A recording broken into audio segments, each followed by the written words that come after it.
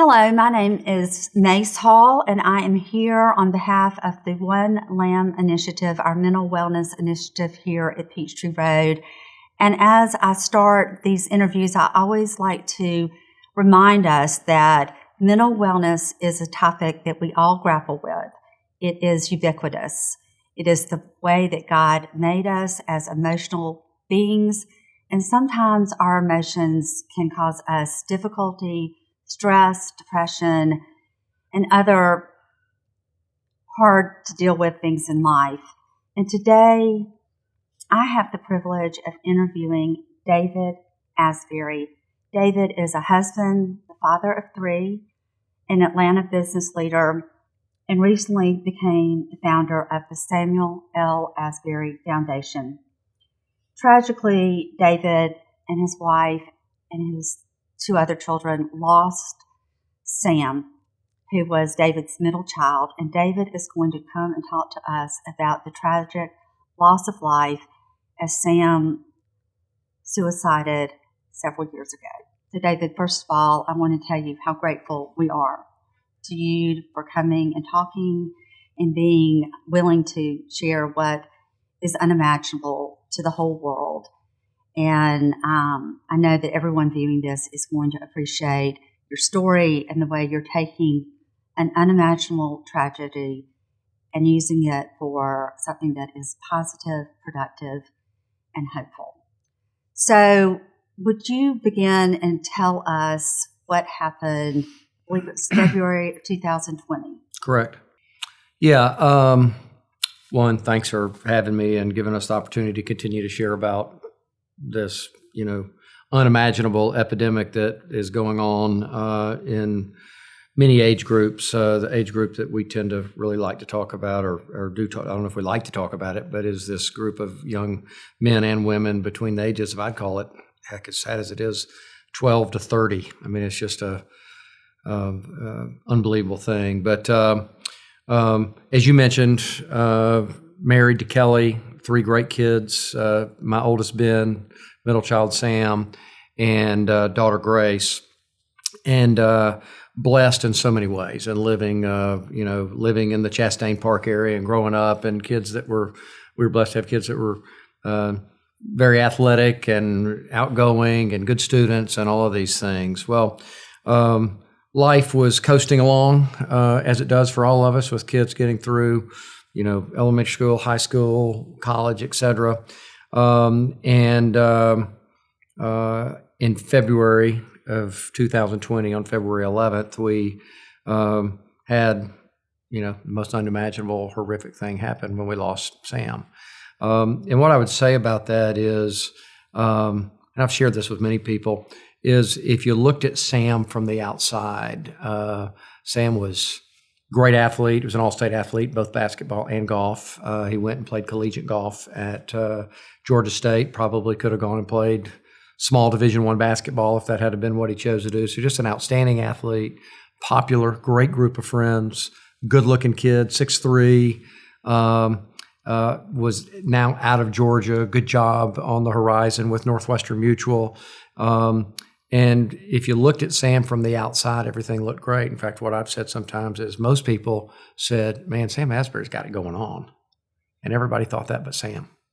And Sam put immense pressure on himself always from the time he was 6 or 7 years old, playing baseball or basketball over at NYO, where he had an opportunity to excel at a very high level there too. But he always pushed himself and never gave himself any margin. And that served him really well athletically, but it didn't serve him very well in life. And, when these things happen, you try to figure it out. And we've been told multiple times, don't try to figure it out. You're not going to.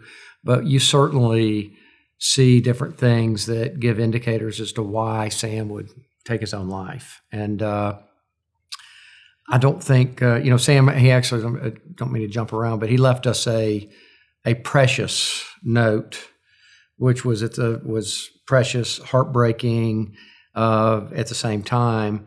But in that note, he said that he wakes up, he says, I've been at a dark place for quite some time, We had no idea. And a quick side note I'd say is what we find is all shapes and sizes with this epidemic, and we find young men, mostly men, but also women who do an incredibly good job of masking it and leave those that are left behind with no clue it was coming, all the way to young people that are really struggling. And Sam was masking it, but he shared in his note that he said he wakes up every day. He said, I've been in a dark place for quite some time. He said, I wake up every day in agonizing fear of failure, fear of inadequacy, and fear of not being good enough. And as you read that, it just breaks your heart, but none of us had any idea, and you're going, Sam? But when I look back, he had given some indicators. You don't think they're indicators at the time. You think it's just a young man growing up and life's tough. Mm-hmm. And it's so different from when I was growing up. I've talked to other people. I can remember one person that I can recollect that took their own life from the time I was in, let's say, 8th grade through college. Now you just unfortunately hear about it all the time.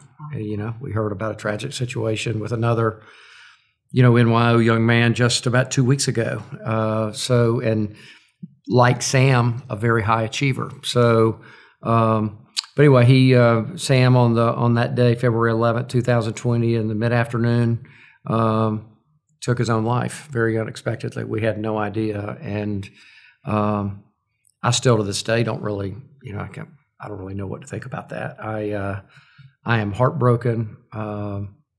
I think it was, you just look at everything Sam had in front of him, but then you also look at, here was a young man that, for whatever reason, was struggling at a level that we never imagined, and decided to pay the ultimate price. And I don't know that we'll ever fully recover. Somebody told me once you learn to play hurt, and that's kind of what we're doing. The event took place in our home, and Kelly was there when it happened. She's been an amazing woman in how she has dealt with this, and it's been by far, I think, one, just being mom, but number two, being there while it happened, unimaginable. But that leads us to, that is what happened. I'll be glad to share with you kind of how we've tried to deal with what the aftermath was like, what it's like all the way up to today. I have so many questions. Nobody could believe that Sam was in that dark space because he had so much more going for him than so many kids do. Was there any, because I know every parent that watches this is going to say, is there anything as you look back where you think, oh, maybe that was a sign? Because it is every parent's worst nightmare is to lose a child. Yep, and this way probably adding to that nightmare, not that it's, if you've lost your child, you've lost your child. Yes, in retrospect, I think there's several things that we look at. Number one is Sam gave a couple of indicators. One was probably the most significant, was probably in about June, July of 19, when he really had he kind of had a moment in a training class for his career that was going to start at Northwestern Mutual, where he kind of broke down in that training class. And the gentleman who happened to be a friend that was running that class came to me later and shared with me that what had happened and that Sam had come and seen him after that. And Sam shared that he was really empty. So that he was empty from a relational standpoint. He had let his fitness go from what he was used to. If you looked at Sam, you'd never know that. He didn't have a significant other as a relationship. So he was just feeling, he said his spiritual life was pretty empty. So that was an indication. That was probably one of those things that we missed. We talked about it somewhat seriously, but he kind of, after a few days, started feeling a little bit better and had a good rest of the summer. Sam was also maybe one of the funniest people I've ever met in my life. I still remember over at NYO, the kids would gather at basketball games, and the next game would be probably 45 minutes, and Sam would just be sitting down on the steps that led down to the gym floor, kind of holding court.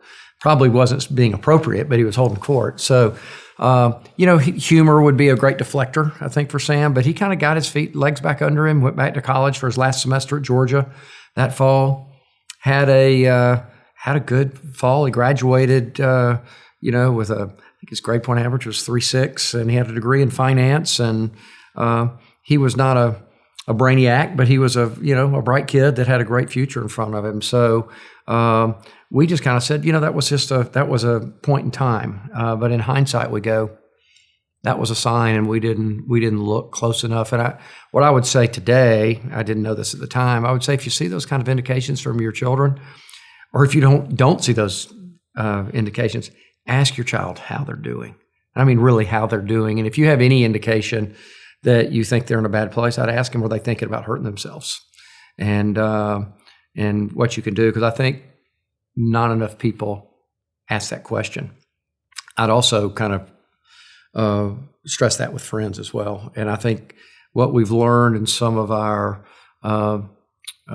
studying, research, just kind of getting our arms around this issue is kids don't tend to tell their parents.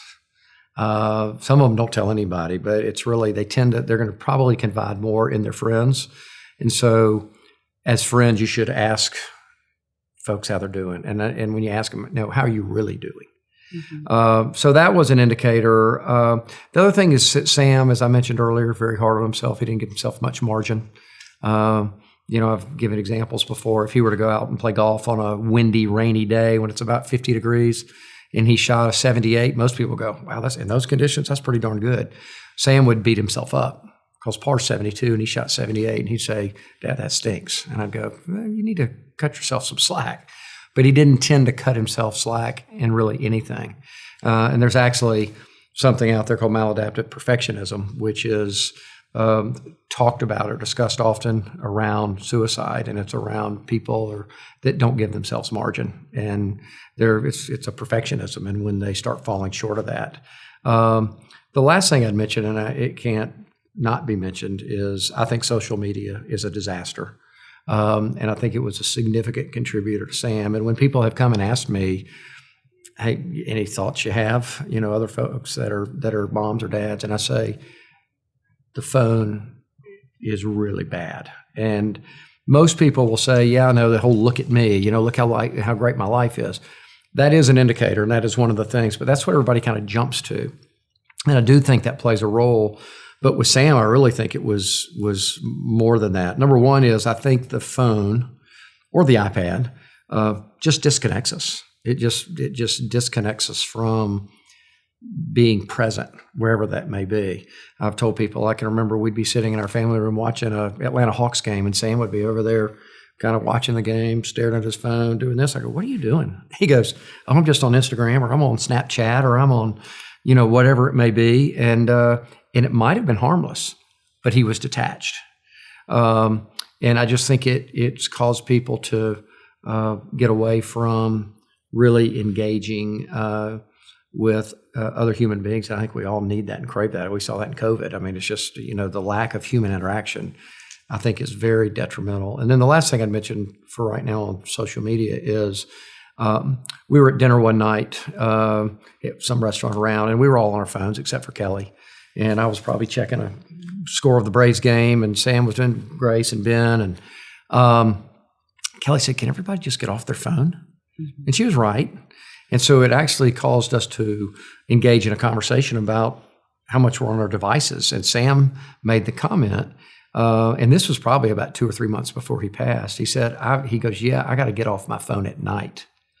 I said, well, what do you mean? He says, well, when I go to bed, if I get into bed about 10:30 and turn the light out, I'll probably stay on my phone another hour to an hour and a half. And I said, doing what? He said, could be texting, could be Snapchatting, looking at Twitter, all of these different things. And he said, and then I just finally put it down and try to go to sleep. But we all know, for everything we've read and heard, is now you've got the blue light racing. And so if you do that, let's say you turn it off at 12:30 or 12, your mind's racing for the next 2 hours. And so you maybe get to sleep, any kind of decent sleep, by 2, and then you wake up at 5:30 to start a day, to get going by, say, 7. And if you read, or everything I've read anyway, says that sleep deprivation is one of the main causes or highest causes of depression. So I just think the look at me, the detachment, the impact on sleep deprivation are just horrific. Not to mention, what I haven't mentioned is, if you have not seen, or I'd say this to everybody, if you've not watched The Social Dilemma, you need to watch it. And I mean, it's basically ex-executives from YouTube and Google and Facebook saying that these organizations are preying on all of us, but they're really preying on your children. And you watch that and you go, man, this is a disaster. They have an algorithm. I've seen it in place. And I was looking for something for the house, and the next thing I know, I'm just bombarded with advertisements. And of course, that's pretty innocuous, but that's probably what I'm looking at is probably really different than what a young person is looking at. And it has to do maybe as a young woman with fashion and looks, or, success, or, whatever it is. And the next thing you know, you're just being bombarded with it. It's unbelievable, really. Yeah, I mean, it's hear kind that. of criminal. Yeah. Well, people said we were talking earlier, somebody's listening to what you're saying. Well, no kidding, Siri's listening to almost anything you say. So Yes. It's just, it's really frightening almost. I've got a few questions. First is, and you may not have an answer to this, but I would be interested to hear your opinion. Because I'm like you, I have 3 children, and I think a lot of people that are going to watch this are like us. And with the social media, I mean, it's like the genie's out the bottle. Especially my daughter's worse than my son's, but is there anything that we as a society are going to be able to do to tuck this away? Or is it just going to continue? I wonder what the next generation is going to be touted with, because it's addictive. Yeah, it's definitely addictive. The dopamine. I have read several times in the last few weeks that I think the average person picks up their phone about 2,100 times a day. And you just think, that's crazy. But I mean, that's what I do. I grab it all the time. And sometimes you're grabbing it to make a phone call. Sometimes you're checking your email, but sometimes you get a text. But I think many of us, me included, are guilty of looking at social media. And when you start looking at all the things, and I just reference it to the things Sam felt empty in. His fitness wasn't where he wanted it to be. His spiritual life wasn't where it wanted to be. He had a loneliness. You want to know what will take you there is TikTok, Instagram, any of these things. They're just, and I'm guilty of looking at those things mainly because my daughter's a country music singer. So I want to see how Grace's social media is doing. And so I want to look at how, when she'll post something on Reels or on TikTok or YouTube. And so I'll go to look at that. But 45 minutes later, I have fiddled around with her stuff, and it's easy to catch yourself looking at all the things that strum through on TikTok. I'm a golf nut, so I love Tiger Woods. So I'll just, there's a cool Tiger highlight, and I'll just look. But you know what? You can literally waste 30 to 45 minutes like that, and you start thinking about all the different things that you could have done with that time. Whether, if we're using Sam as an example, he could have gone for a run. There's things that, like any other human being, you fall behind on, or you're not given the attention you need, whether it's some of the things that we talk about, that you're watching this mostly garbage when you could be doing things that are really more productive, whether it's just relationship with your wife or your children, or getting some things done that you need to for your profession, or calling an old friend, whatever it could be. But yeah, I agree with the genie's out of the bottle, but I think it is, like a lot of other things, it's extraordinarily addictive, and the people that put this stuff out there, they know what they're doing, and it's amazing what they would have show up on your social media and mine are different because of these algorithms, and they know, so I think something definitely has to be done about it, but I'm not sure anybody has the answer. And then when you start thinking about artificial intelligence coming, you're going, oh Lord, what's that going to do? Oh my gosh. I want to go back to you talking about Sam as being hard on himself, and Sam being a perfectionist, which It is the age-old question, like, what's your worst characteristic interview question? And you're supposed to say something that's really a nice thing about yourself, but you make it sound like a negative. And perfectionist would be, I'm such a huge perfectionist. I'm a nitpicker. I have to do everything correctly. To me, list on that, like, you trying to sound self-deprecating, but actually most people think, that's great. That's great. And I don't know if you've even had discussions about this, and I certainly don't have the answer, but there's a line in a person and as parents and teachers and leaders and ministers where we want people to have drive and we want people to do their best and we have expectations. I mean, those can be really healthy motivators. But at the same time, they can become poisonous and lead to what your precious son, when he felt like he wasn't enough. I mean, has any of the people you've talked to since you lost Sam talked about where is that line? How do you draw that line from drive and self-determination to literally making yourself sick that you're not what you think you should be?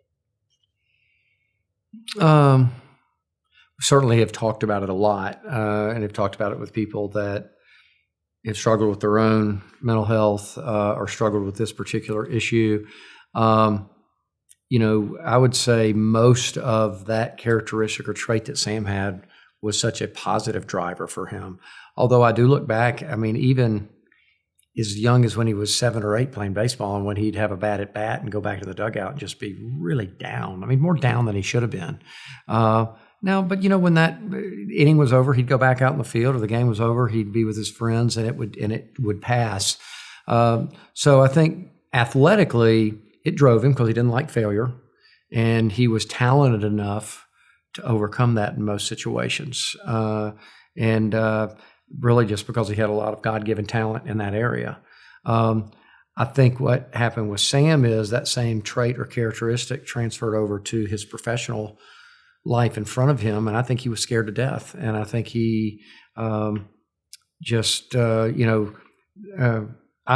have spent a lot of my career with Northwestern Mutual, as well as had another business in the insurance field. But the agency, which was known as the Goodwin Agency, it's now called Goodwin Wright, but it's the Northwestern Agency here in town, is a very high achievement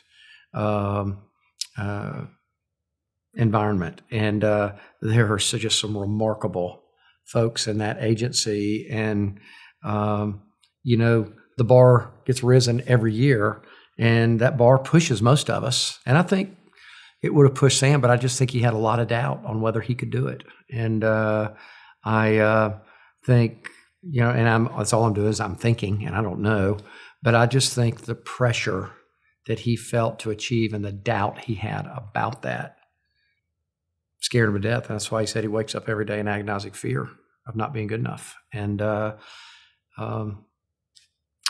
he had his golf career didn't go exactly like he wanted it to. He started struggling with his golf game, which he never had before once he got to college, and tried to make some swing changes, and it just didn't happen for him.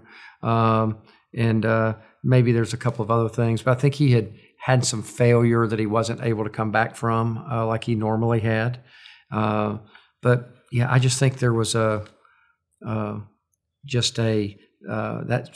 perfectionism which drove him ultimately caused the bar to be something he wasn't sure he could clear. And what really is something that I've thought hard about and am just kind of puzzled about is the lack of resilience that our young folks have. Because these aren't new problems. Social media is new, but as we were growing up, we all had all the challenges of, going through adolescence, of peer pressure, of having to achieve at a certain level. I do think it's heightened. And something I think we're probably guilty of this. I think that, we talk now about the helicopter parents. I mean, the parents are just swooping in on their kids all the time, and everybody's you got to get into this school, you got to go to this college, you got to be in this fraternity, you got to be in this sorority, you got to be, and I think we see it a lot more in our community than maybe we do in some others. I don't think that's healthy. We were probably guilty of that as well. I'm sure we were at some level. I think some worse than others, but I think there's just this achieve. And I think it's tough on our kids. The other two things I'd mention are, I think the 24-hour news cycle is horrible. I mean, it's just constant, information. And I think that's coupled with, and somebody has shared this with me, that these kids' brains are not equipped to handle all the information that's coming at them.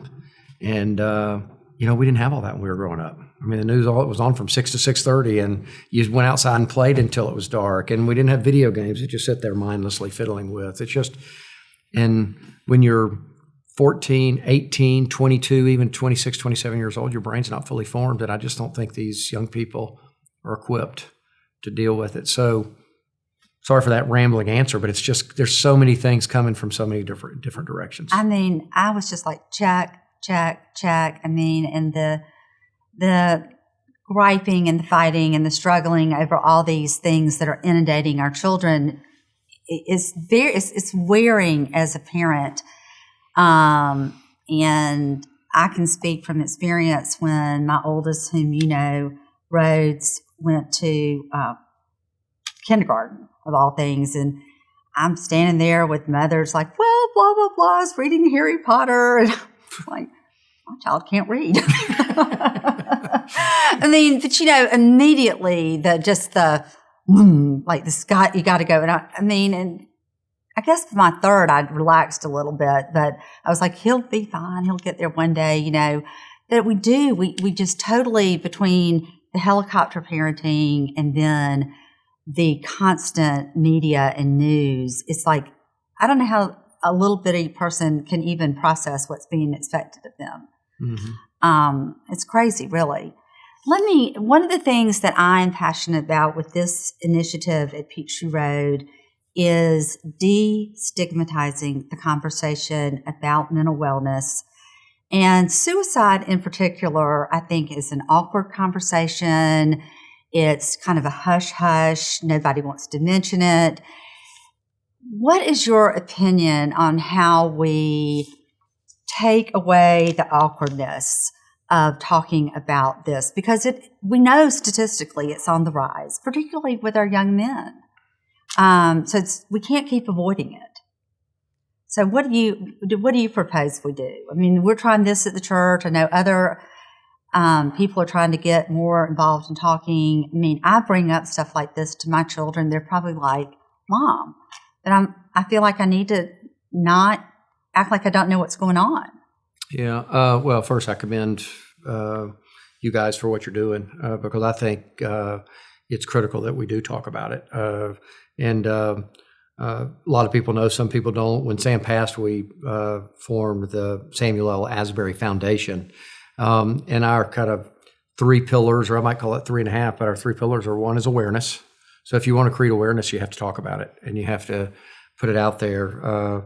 Number 2 is prevention as a pillar. And it's just, what can we do that can prevent the next person from hurting themselves? And 3 is hope. And how do we provide hope? One, for those that are struggling, but the hope, as we really talk about it more, is to really help those people that have been impacted by suicide, whether it be the parents, siblings, friends. And the half, I would say, is I talk about as acceptance. And when I say acceptance is to say, accept, if you're a young person, you're struggling, it's okay to not be okay and to talk about it. And so I just think we've been taught, especially in young men, to be tough, to be young men, and you don't want to talk about that. And I mean, I can see Sam, he would, for him to admit he was really struggling, the fact he did it that one day in that class was really, as broken as my heart is. I'm proud of him for having the courage to break down in front of a bunch of people and then talk about it with somebody. I'm certainly sad that we didn't talk about it more, but I think we just got to talk about it as much as we can. And, through our foundation, we have, you talk about something that's been inspiring, is to watch everybody come together as part of this foundation to do some really cool things. One, it started with a golf tournament that has exceeded anything that we thought it might. We've been able to, by way of that, raise a lot of money that we can now pour into other organizations that are doing extraordinary work around awareness, prevention, and hope. His fraternity brothers at UGA, he left Georgia State after golf and went to UGA his last 2 years. He said, Dad, I just want to go be a college kid. And the Sigma Chi fraternity, and I've seen it in other fraternities, so it's not limited to them, the pouring out and the brotherhood that they have shown towards Sam and this cause is nothing short of amazing. They do something at University of Georgia called the Fight Against Suicide, and it's called Fight Night. And they actually have boxing matches. Kids all have to go through the right training and so forth, but you have real referees, a real ring. You would think you're in Las Vegas. You have trainers, this and that. And the first year I went, it was 11 bouts, the Sigma Chi's versus the KAs. 3 rounds, 2-minute rounds. They all have oversized gloves and headpieces, and you watch this thing. And I was sitting there going, goodness gracious. I may not have said goodness gracious. I might have said something else. So these kids are going after it. But they do this. In this past year at Georgia, they did it for the 3rd year. They raised about $45,000 that went entirely to the Sam Asbury Foundation. And by extension, what's cool about that is the folks that organized it said, hey, Mr. Asbury, some folks from University of Alabama were over here, and I think they want to do it. Well, that'd be kind of cool. And so 2 Thursdays ago, Alabama had their first fight night. I went over in Tuscaloosa and said a few words at an intermission about our foundation and why, and they donated all the money to the Sam Asbury Foundation, and they raised their first time out about $35,000. And now we've heard that South Carolina and Auburn want to do it. So I was going to say I have one at Auburn. So I think that people are starting to talk about it more. I do agree that I think suicide from a standpoint of trying to understand why is the great mystery of things, as is mental health. And, we didn't probe any deeper with Sam after he passed. We didn't do any kind of autopsy to find out if he had some sort of a chemical imbalance. He might have. We don't know. I think sometimes folks that get into that situation do have an imbalance of some sort chemically, but I think many of the times they don't. What concerns me also, I hadn't said, is how accepted, and I used the word acceptance in another way a second ago, but how it's become okay to hurt yourself or to commit suicide. That just doesn't compute with me. It does now because I've seen it happen, but growing up, that was never something that I know of anybody that really thought about. You can get really down and be really in the dumps, and for different reasons. Maybe you didn't make a sports team, a girl broke up with you, or you're struggling here. But I just don't think that happened today. I think that our young people have, for whatever reason, think that's an out. And it seems like the only thing to do. And I don't understand it. So it's become way too easy. So, but anyway, I hope I answered your question. We're trying to use the foundation as a way, one, to honor Sam, to honor others that have lost the fight or are struggling, and to create awareness around this in the spirit of preventing it from happening to the next person. And if we can help one person, then it's been worth our time. But we hope we can help multiple people and continue to expand the foundation and continue to have more and more impact. And Sam had a great. He wrote in this piece that was so touching. He said, "It may not make much sense to any of you, but he said, I felt like I've had a great 23 years. And he had a heck of a 23 years, but he had so much more in front of him.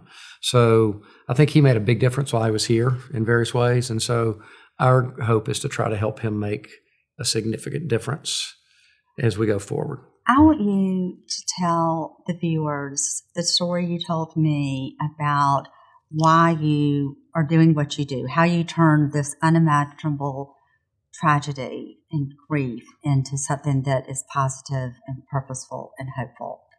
Do you remember the story you told me? Yeah, I've shared it. When Sam passed, you go in shock first, and you're just on autopilot. And as you get 2 and 3, 4 weeks out, the shock kind of begins to wear off. And I've told the story to several people that I'd had a therapist recommended to me, and I was talking to this therapist, and she just asked me the question. She said, what does Sam want?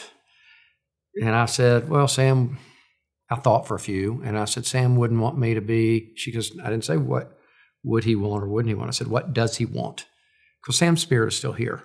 His human body may not be here, but his spirit is still with us, and in some way. And the question just hit me, and I said, he doesn't want me to be sad.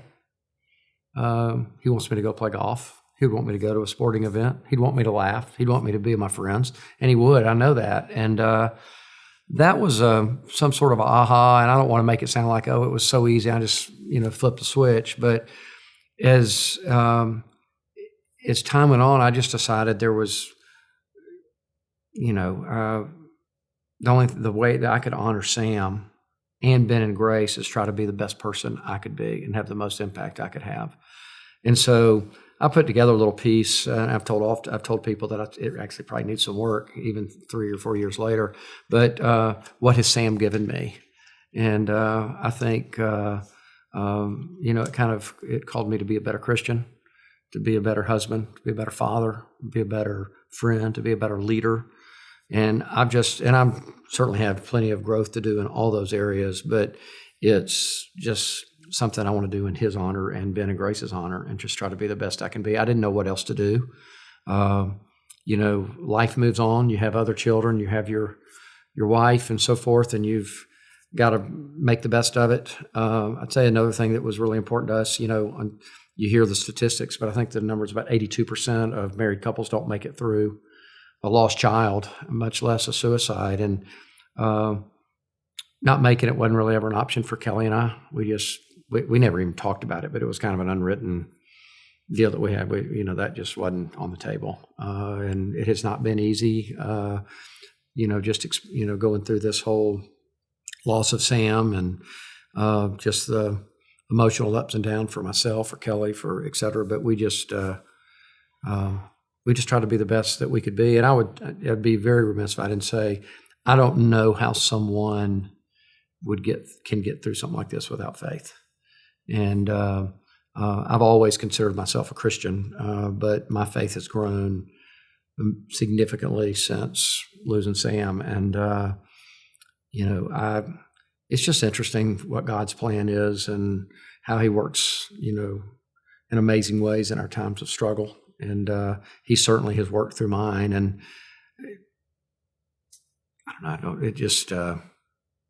the impact, I think about how important that is to me and my salvation, and what role and impact Sam had on that. I'd give anything to have him back. But the fact that I know I'm going to see him again, and how, the struggle has helped me grow in that area is, there's some silver lining there, because of God's plan. And as we come to the end of our conversation, I have my own memories of Sam. Of course, I didn't know him that well, but just a great guy. And everybody that knew him was a great guy. But how do you want the world to remember your son? Yeah. It's funny you say that. People used to come over and go, Sam was at the house the other day. He is so well-mannered. We went, Sam? Are you sure it's the same kid? No, he was really, it was kind of funny. And you were mentioning Rhodes earlier. Sam, when you peeled the layers back of his comedy and his tenacity on a basketball court or a baseball field, or anything he did athletically, he was really a softie. And he had a hard time getting to that, but he was just such a sweet kid. But I want people to remember Sam for, number one, just being a really good person who had high values and loved his friends, loved his family. He loved to compete. And his last words in the letter he wrote was, please forgive me, God. And so that, at the end of the day, he was a person of faith. And so I just want people to remember Sam for it's as he also said to all his friends, as he wrote that piece, he addressed part of it to 8 of his very closest friends. And he said, I always said it to all of us, I guess he said, I hope you all remember me for the joy I brought. And that probably sums it up. He brought tons of joy, whether it was watching him have a great achievement in a sporting event, or just telling you things that are he was so irreverent with his humor. He would say things that were so funny. And I think whether you're talking to me, his mom, his siblings, his friends would all tell you he was hilarious. So just remember, I'd like everybody to remember him for the joy that he brought to them most of the time as he was here on earth. That's really nice. That's really nice. So, thank you. You're welcome. Thank you.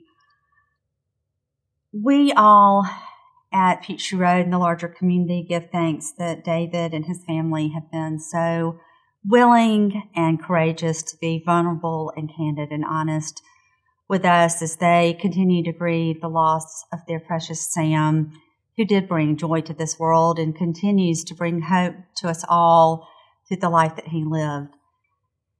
We will continue to pray with the Asburys and other folks who are dealing with the unimaginable loss due to one taking his or her own life, and commit ourselves to continuing to raise money and awareness so that maybe one day this will not be the only way people who are going through an emotional struggle think that they can deal with it. Thank you for watching, and as always, we give thanks for all y'all do for the One Lamb Initiative here at Peachtree Road.